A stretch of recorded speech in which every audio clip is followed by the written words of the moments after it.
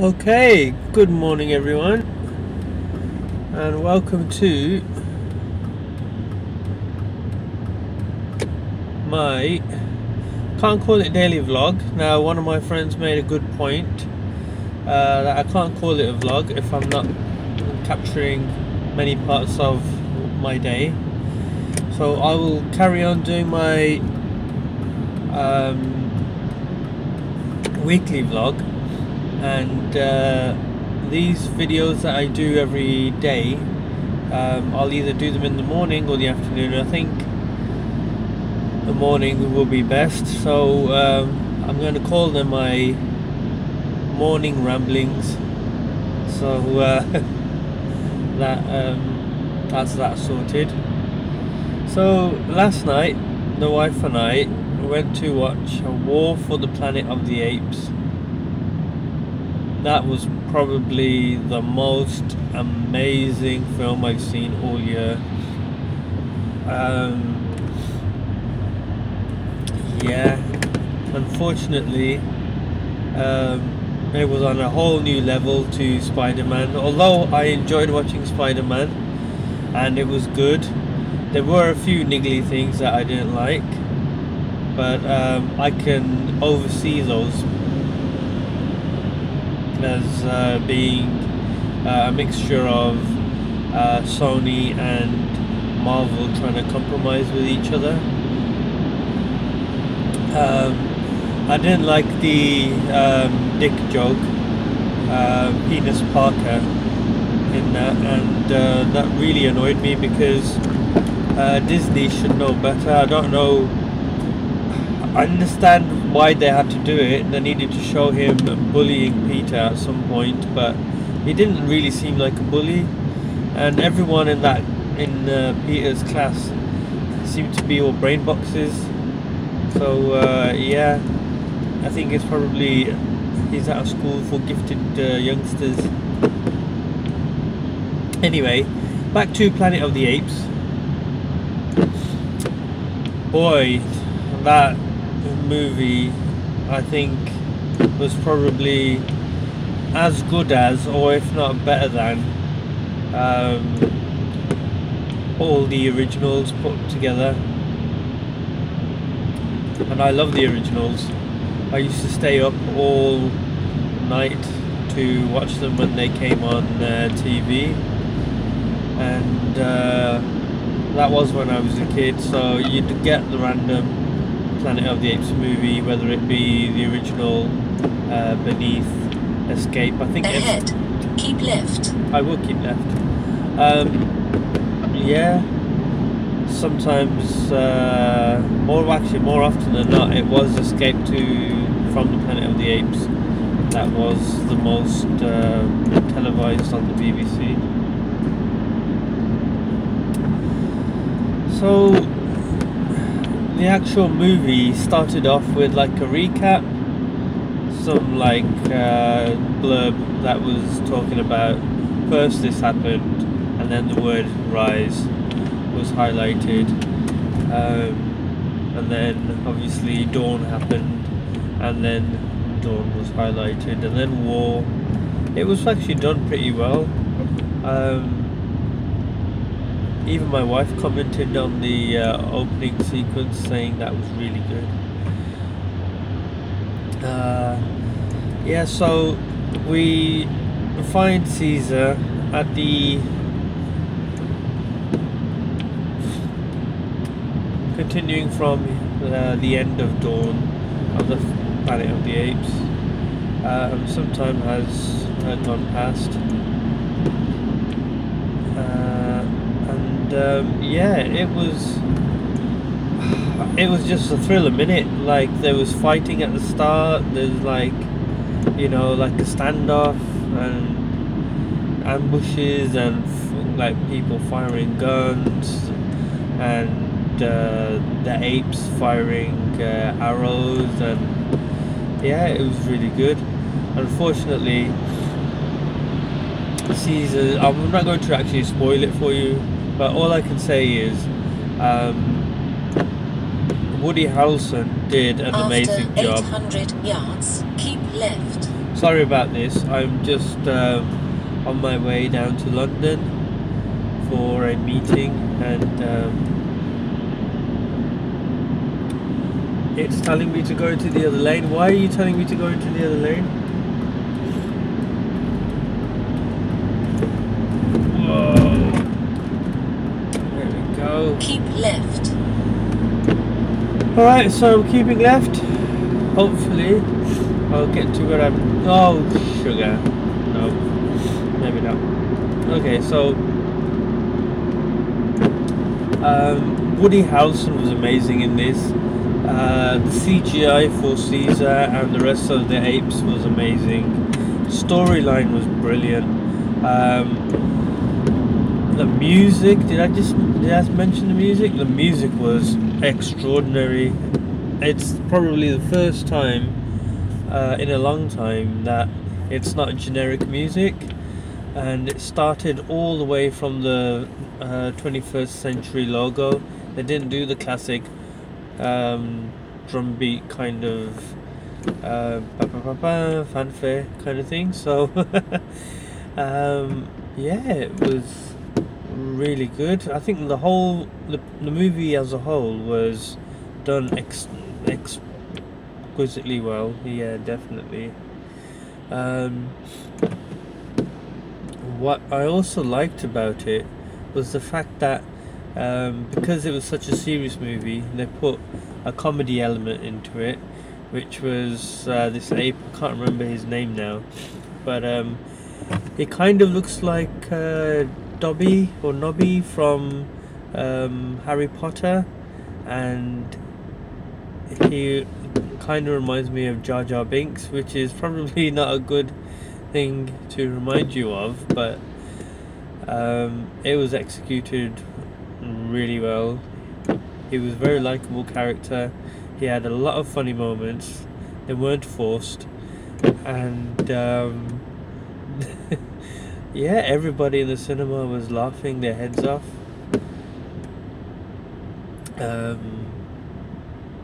Yeah, so the premise is obviously the war's currently going on, and Caesar's getting wary, and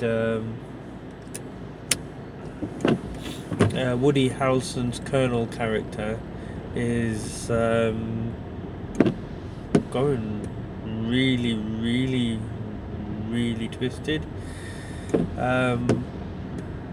Yeah, so he's basically declared war on the apes, and we just see all that unfold, and unfortunately it does have sad elements. A lot of apes die, a lot of apes close to Caesar die, and it's one of those films where you want another movie. And I was watching a video on YouTube about the Planet of the Apes, and I think it was a Looper video, and they said that the Planet of the Apes prequels, as they are now, or as Looper are describing them, if it isn't Looper, please forgive me. I'll find out what it is, and I'll probably let you know if I can remember. They basically said that 20th Century Fox want to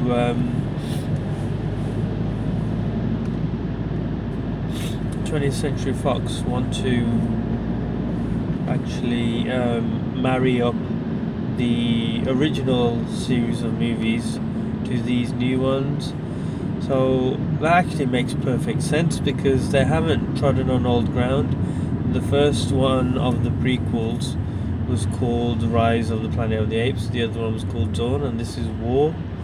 And the others, well, the originals were obviously Planet of the Apes, Beneath the Planet of the Apes, Escape from the Planet of the Apes, Conquest for the Planet of the Apes, and Battle for the Planet of the Apes. I will say that Caesar's youngest son is called Cornelius, and I really enjoyed that.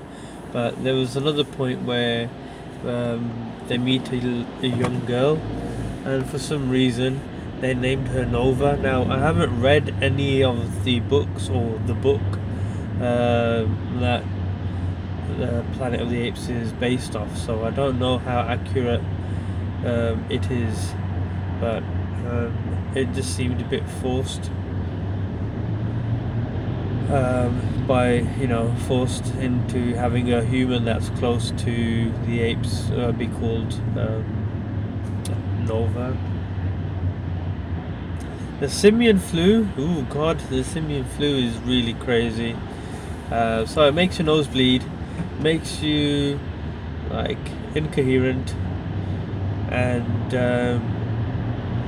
you can't actually speak. So it takes your speech away. That's not good. Yeah, so that was quite an interesting element to see, because I think in Conquest for the Planet of the Apes, we were told that, you know, there was a virus that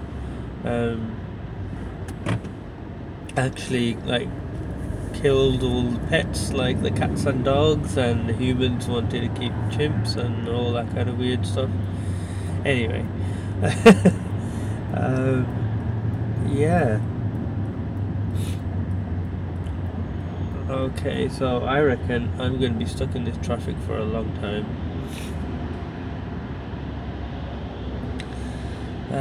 Yeah, so it was a really good movie, highly entertaining in all respects, and it was well put together, which I really like. I liked how the story developed, how it flowed.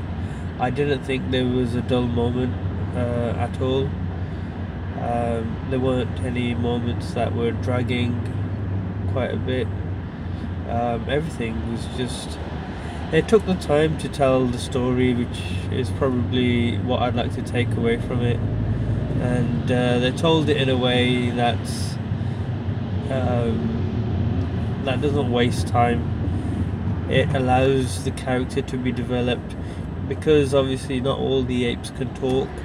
They had subtitles, but they also gave the CGI the ability to tell the story in its own time. So the CGI apes, you could tell their expressions, you could tell, you know, their feelings, and just by like face and body movements and facial expressions and what have you. And yeah, it was, I can't fault it, I'll be honest with you.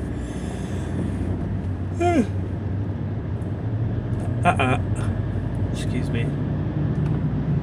I can't fault it. I wonder if there'll be another one to bridge these two movies together, or that's it. We'll find out soon enough. I guess if it does well at the cinema, 20th Century Fox will allow another one to be made, and if that's a hit, maybe another one. Or what they could do is do what Disney are doing with Star Wars, and have different characters have their own mini movie kind of thing. Not mini movie, but movie that branches off.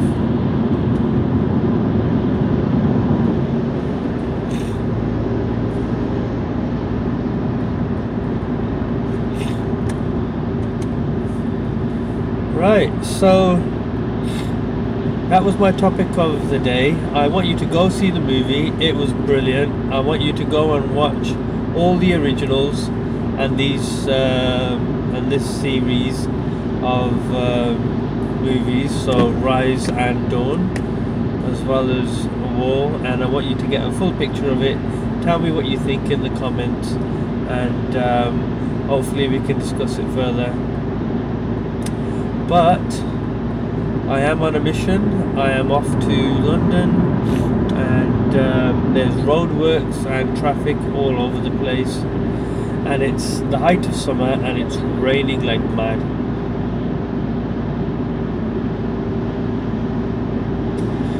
You know you're in England when it rains in summer. West Midlands Safari Park. Explore 5 zones in the new children's play park. Let's listen to the news. M5 northbound, 2 lanes are closed at the moment between 7 and 6 because of an accident which is causing really bad queues at the moment. Expect quite long delays there. In Birmingham, summer road closures continue on the M6 northbound. Now, quick reminder, you can't get onto the Aston Expressway at Spaghetti from Bradley Hill roundabout or Tyburn Road. We've also got 1 lane closed at junction 6. It's the exit slip road off the M6. In Warwickshire, and 1 lane's closed, which is causing really bad queues on the M6 southbound at the moment. It's junction 2. And it's because of a broken down car. I'm getting reports as well that the A5 is partially blocked at the M42, that's junction 10 for Tamworth, which is making it slower than normal on that patch. And that's it from me. If there's anything else to report, 0345 900 1007. Okay, so traffic issues everywhere across the Midlands, and I'm sure it's the same wherever you are. So it's 7:20. My last stream yesterday was I think it was around 6:30. Didn't get any viewers at that point, so I decided to do it later on while I was on my journey, and I've still got no people watching, which is upsetting, but I guess most of my viewers are in the US. So anyone in the UK, you're probably just getting ready for work and don't want to talk, don't want to listen to a guy talking about crap. So yeah. Right, so what other things are we looking forward to? We are looking forward to the Thor Ragnarok movie. We are looking forward to the Black Panther movie, and we are looking forward to Marvel Avengers Infinity War. And can't believe, you know, we're going to get the 3rd Avengers movie. Hopefully it will be better than Age of Ultron. Age of Ultron wasn't bad. There were some good bits in it. You're always going to get these movies where they're brilliant when they come out, and then like when it comes time to get them on DVD or Blu-ray, you think to yourself, I'll get it, but I don't know if I'll watch it. So I don't know if I'll get it or watch it. I haven't actually bought any of them to date. I'm just waiting on the series to finish, because I know they're going to have an end goal with this current cast of characters. So at the end of Infinity War, they may actually have only like a handful of superheroes left, and I think at that point they'll call it Volume 1, and they'll do another one with maybe Spider-Man and the Defenders as the new Avengers. If they do that, it might be good, it might not be good. I don't know how that works with Tom Holland and his contract with Marvel and Sony. A couple of things have annoyed me about Sony, apart from the little bits and pieces in Spider-Man Homecoming. There's elements where they want to create a Venom movie. For some reason, they want a Venom movie. I think it's Avi Arad who wants the Venom movie. He loves Venom. He's got a boner for Venom. And they've already cast what's his face, Tom fucking Hardy as Venom or Eddie Brock, and I don't think it's going to be very good. I think they're trying to go down the route of Deadpool, where it's a bit more like not X-rated but R-rated content. So you know, you'll have the swears, you'll have like all the gory like fighting bits and things like that, and you know, Carnage might be in it, but you can't have a Venom movie, a Venom standalone movie without Spider-Man in it. If Spider-Man didn't exist, then how could Venom exist? So they have to put Spider-Man in it, or it has to be within a Spider-Man movie.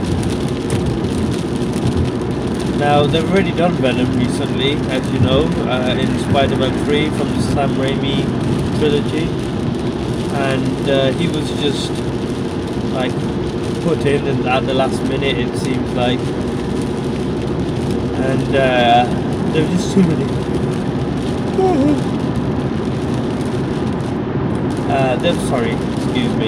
There was just too many villains in Spider-Man 3, and that's probably why it didn't work, because they didn't all get the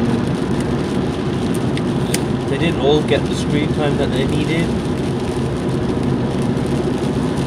Even though the movie was long, it was just a bad route to take. Yeah, so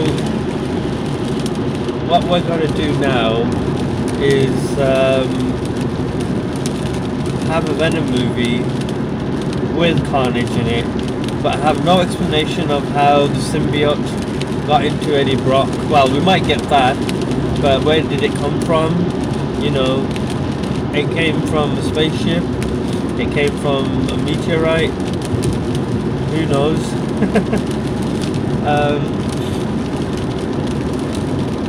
So that means Sony can't do a black suit Spider-Man, I guess, because then they'd be going back on themselves. Unless they do the Venom movie, and then when they do release another Spider-Man movie, they do a black suit version, maybe 1 or 2 years down the line, where it's like a flashback. I don't know if anyone's got the balls to do that in Hollywood, so we'll see about that. But it needs to be explained, even though we know where Venom came from. It just does need to be reiterated.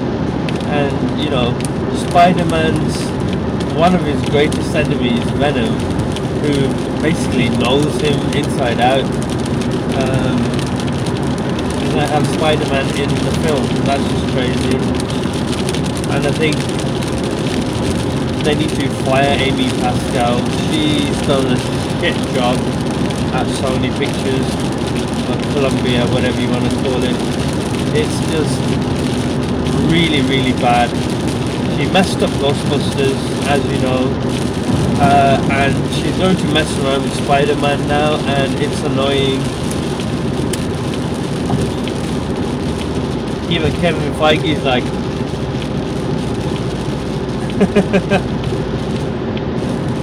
and yeah, I don't know.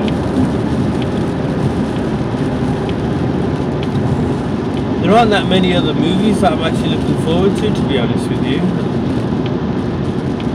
Apart from the Marvel movies, I don't think anything really takes my fancy.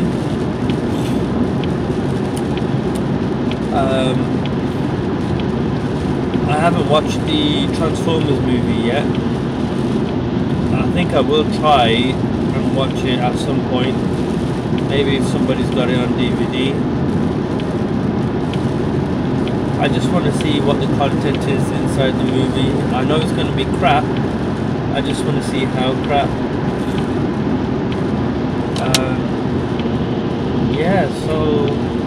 I'm gonna have to leave this stream where it is now, and I'll catch you guys next time. So please like and subscribe to my videos, and leave any comments that you have, any suggestions, and I will definitely get back to you. Until then, have a great day.